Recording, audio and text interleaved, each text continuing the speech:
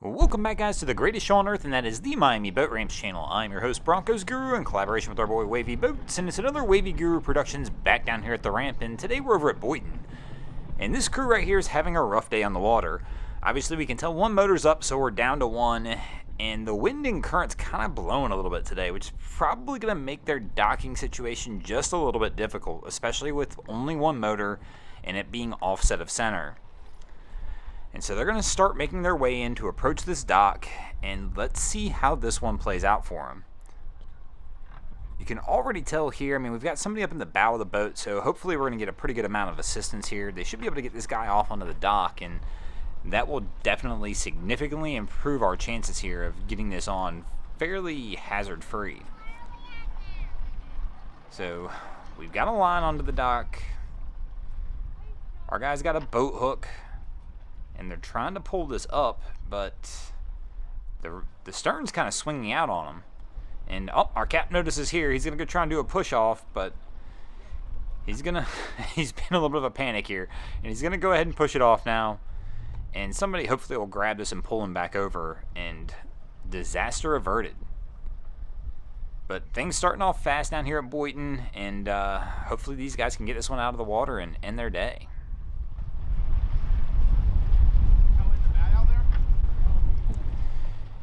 And our crew's struggling to back this one up a little bit, and it gets a little worse, but he taps the brake and the boat's off, but they're nowhere near the dock, and we've only got one line, so they're going to probably have some fun trying to get this one on with one line and it not being a stern line.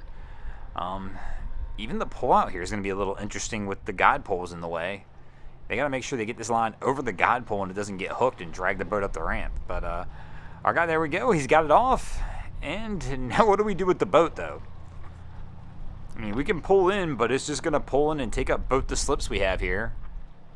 And I guess that's the approach we're going to go with. Grab the bow rail, and I'm assuming you could walk this over and just kind of walk it down the bow rail and bring it in. But they really need a stern line to come off on this one as well. And our guy's going to take the other approach, which is, it looks like he's going swimming and is going to push this thing right up the ramp. But you can tell how shallow this is. This is almost on the ramp. My man's just probably a little above ankle deep right there. So our guy's going to work on pushing this one back toward the dock, and I guess we'll get this boat up here, but this is just definitely a different way of doing it. I probably would have just grabbed the bow rail and tried to walk this one on. That just seems like it would have been a little easier approach and definitely a drier approach. And here's our vessel that was having mechanical issues finally getting pulled out as well. And they did get it on here. It took them about 20 minutes to get this thing on there.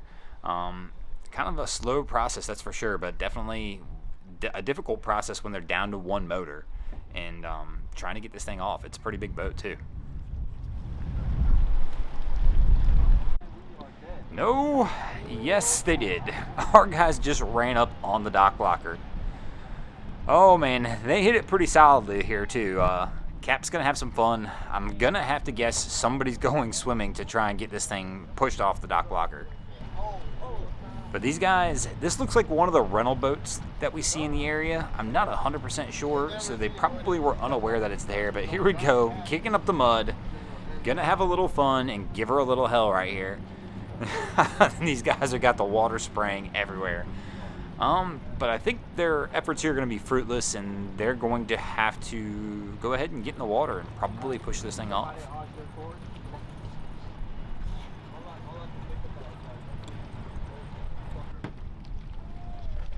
And our guy with the jet ski right here, I'm assuming he's probably a little new to jet skiing. It took him several minutes to get this thing back down the ramp, but he's not really deep enough. I mean, if he would have come back just another foot or two, his life might have been a whole lot easier. You definitely, if you're backing one of these skis down, you just want to get that stern to float just a little bit, and he really didn't.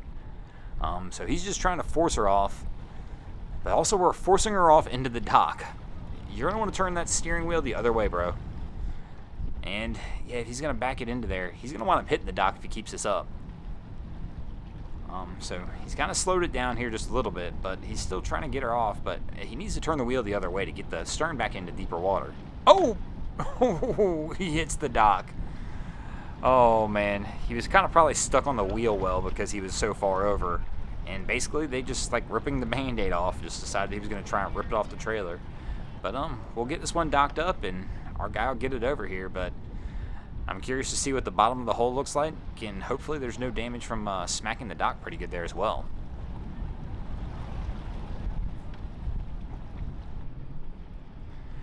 Our crew, we don't see a lot of these down here in Boynton. One of the good old sparkle rockets. Nice bass boat coming around. Whoa, big guy. Uh-oh, they've turned back into the dock blocker. And once again, I'm assuming somebody maybe who's here visiting, but they've done the same thing. And they've gotten themselves locked up onto the dock blocker. Now, the good news for them is usually these types of vessels do not draft much water. So he should be able to trim this motor out pretty good, and even with just a few inches of water, possibly be able to get this thing out. And it looks like that's the method we're going to try here. We're going to try and power it out. It doesn't look like we're going to even waste our time trying to get off this boat and push it out. And he looks like he might be able to do it. Once again, I don't know the exact draft on this boat, but they are designed to be in shallow water, to be able to get into tight spots to be, go fishing, bass fishing. But, so really he probably only needs 12 to 18 inches of water to be able to get this thing moving. But that also shows you how far up they were on the dock blocker for it to stop them. And here we are kicking up some more mud as we try and power our way out, but it looks like from here this will be the last section of the bar. So he's probably going to get lucky, and they probably are going to be able to force their way out of this, and just hopefully we didn't suck up too much mud and debris and mess up the motor at all. But this crew looks like they're going to make it out. He's pretty much just about out into water now, where he could probably start trimming this back down and get himself out of here. Now, did the wife just throw something in the water? And here comes our Sparkle Rocket crew heading their way into the dock. And man, this boat's got a little bit of everything on it to be a bass boat. I mean, we've got, some tubes, some lines, a hockey stick. A hockey stick? What? I mean, I guess maybe possibly here in South Florida, you might just run across a pickup game at the boat ramp, and so you just keep a hockey stick with you to be ready? That's a strange one to have on your boat in South Florida. I mean, maybe our friends to the Great White North up in Canada, Michigan, Wisconsin, maybe some of you guys have a hockey stick on your boats. I don't know if you carry a hockey stick on your boat for some reason. Let me know in the comments below what you're using it for. And if you do it in South Florida, let me know too, because I've never seen anybody pull a hockey stick out on a boat. But once again, this crew right here has got a little bit of everything on the boat, so the hockey stick just makes sense. But here we go. They're going to come in onto their final approach from the dock. We're taking the slow roll approach, and they've got a pretty good line, and I got to imagine they're going to get out of here, and things are going to end up okay for this crew. But I was hoping to see them pull that hockey stick out. Maybe it was used as a boat hook, but it looks like our crew's not going to need it for this one. But they're getting out of here, and we're going to get out of here as well. Thanks for watching, guys. I hope you enjoyed this episode of Miami Boat Ramps. If you did, be sure to check out our other content. We have Wavy Boats, who does a bunch of great things down at Haulover Inlet. My channel, Broncos Guru, where we do some great comedy boating videos over there as well. And of course, we've got Boats vs. Haulover, where man and machine take on Mother Nature down at Haulover Inlet in Miami, Florida. And if you haven't already, go ahead and drop an anchor on the subscribe button here.